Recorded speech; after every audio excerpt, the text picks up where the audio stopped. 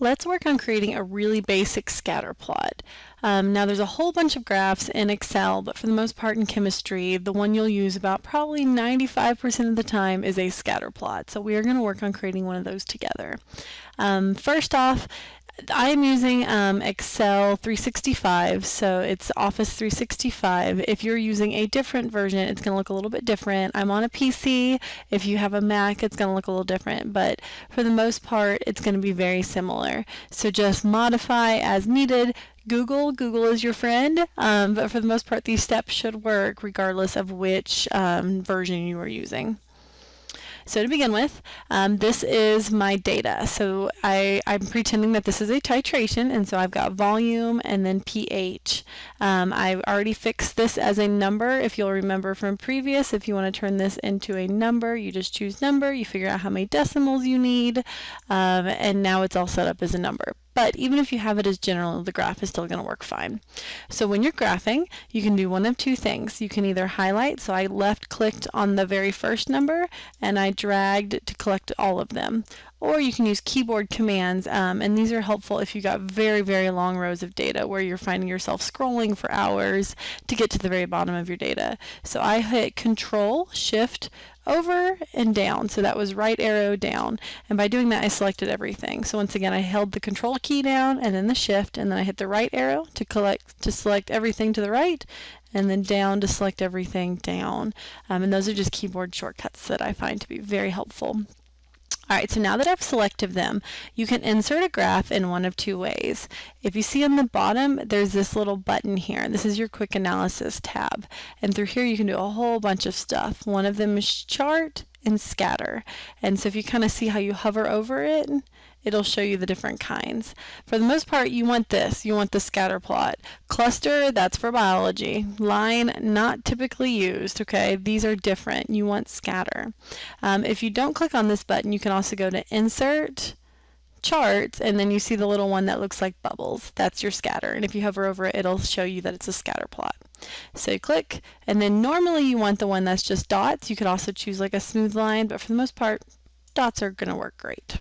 And now we've got our chart. But you will notice that there are some kind of uglier features to this. So notice there's no tick marks like there used to be.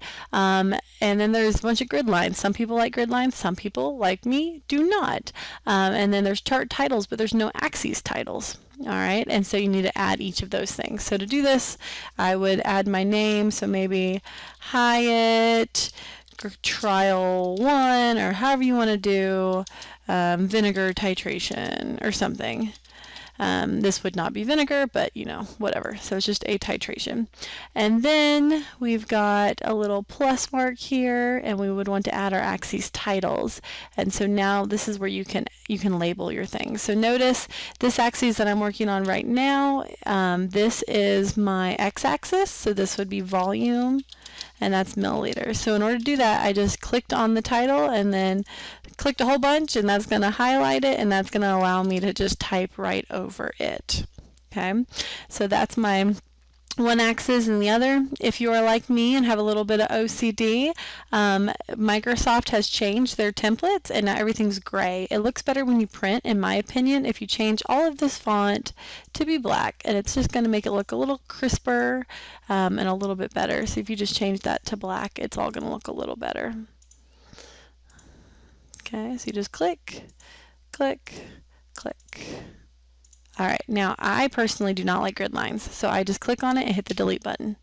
Click, or you can also just choose delete. So there's two ways to do pretty much everything in Excel.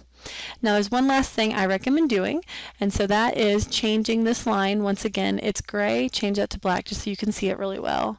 Change that to black. But now we need to add tick marks.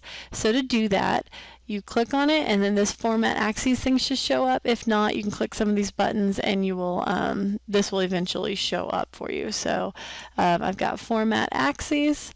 See if I closed it, I click off of it, it goes away. If I click back on it and then double click here, now it'll show back up. Tick marks, I want these to be outside, and they appear. Okay, and then same thing, I can click on this one, tick marks, outside. Now notice there's a whole bunch of different options here. This is more really for formatting, how big, how thick do you want it, that kind of thing. This is if you want to apply some fancy features to it. I don't recommend. This is for just how everything's aligned. You're typically not going to use it. So the two buttons you're going to use are the formatting and then also the axes options. Let's say that you wanted to zoom in a little bit, and instead of going all the way to 6, you want to go to 5. You would just click on the maximum for that axis and 5, and now it changes automatically. If you wanted to change how you zoomed in here, you would do the same thing.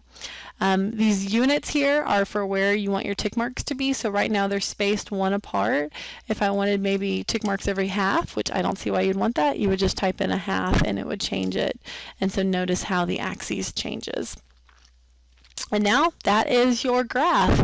If you wanted to make it maybe bigger, you could move your chart, move it as a new sheet, and then you could name it as like trial 1, and that would move it into its own tab. Or if you don't like that, you're ready for printing just the way we had it a minute ago. You can also do other things if you would like changing this, how big the size is, how big of a line you've got. If you wanted to maybe put a line between your points, you can do that here, but for the most part no line is perfect. If you want to change what your marker looks like, you can make it look like a diamond, a square, all of these things. Just kind of play around and see what all your options are. But for the most part, you now know how to create a very basic scatter plot.